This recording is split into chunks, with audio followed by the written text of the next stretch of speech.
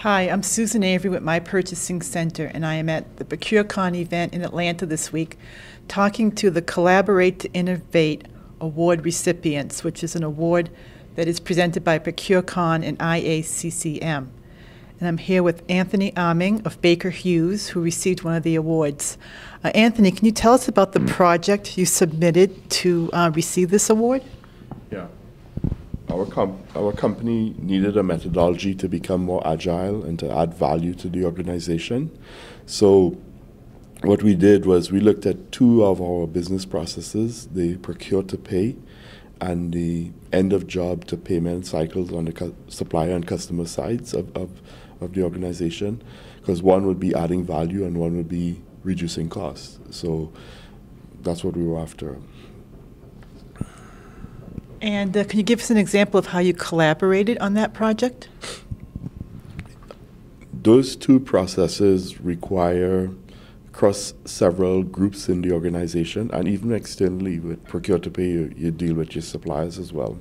In end of job to payment, you deal with your customers. So what we did was we formed a holistic team with members of different parts of those processes that were the subject matter experts in each of the areas of the process.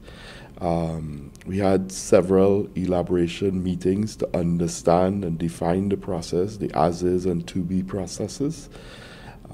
Having done that, we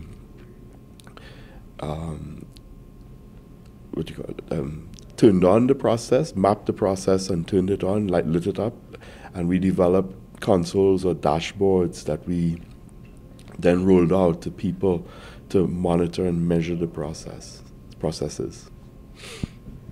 I see. And what benefits does this bring to Baker Hughes?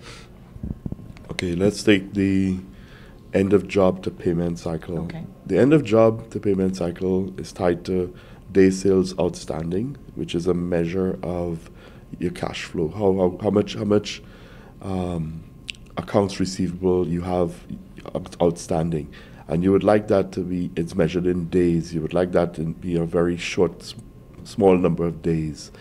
In order to do that, you need to get your invoices out to the customer and get your customer to pay you as close to terms or better than terms, right?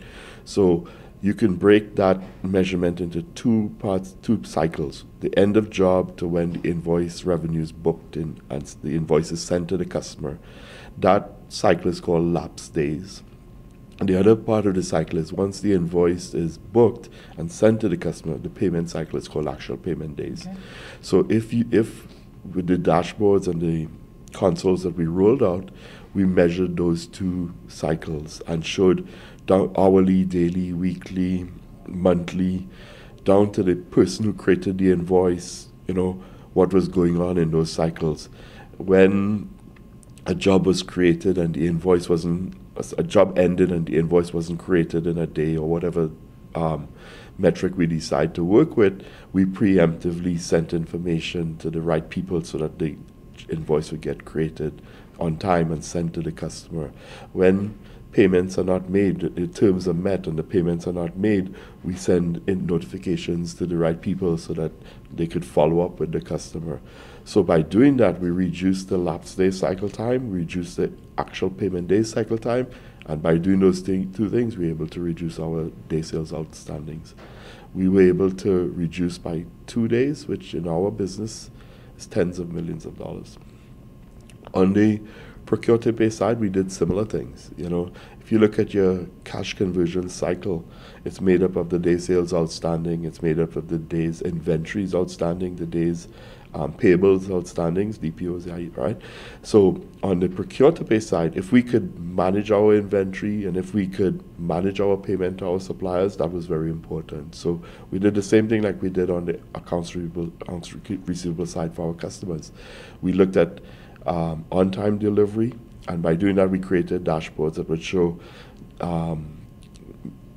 proper lead times that we use for our suppliers, so that if they were not in sync, we had notifications to make sure people were using the right lead time so that suppliers could have good capacity planning.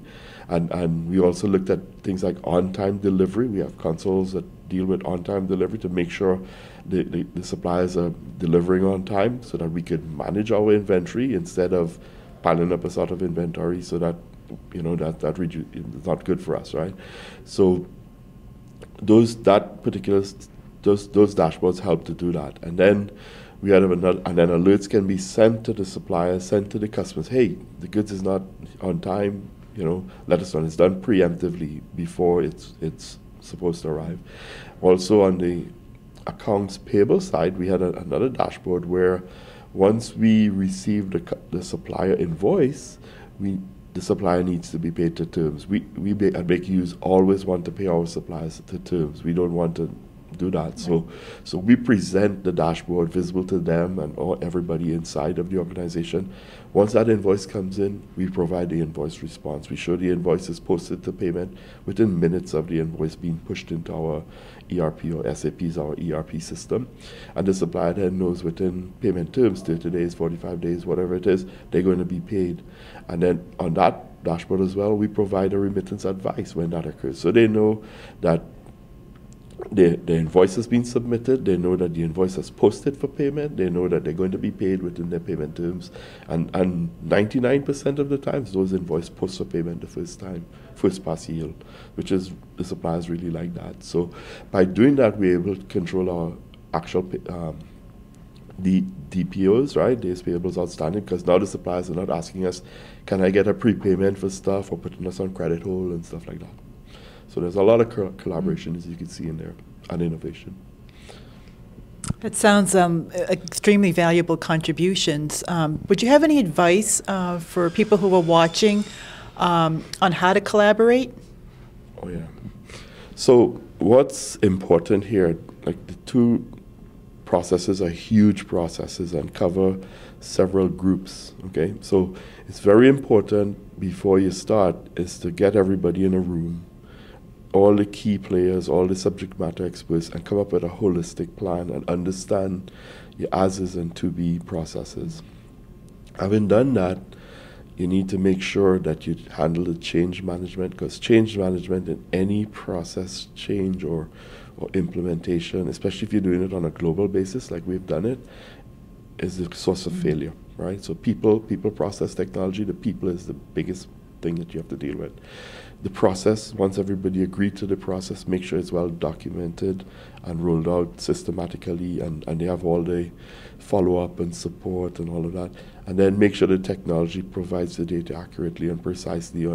We have it 24/7 and real time, yeah. Thank you, Anthony, for taking the time to talk to my purchasing center today. You're welcome. Thank you.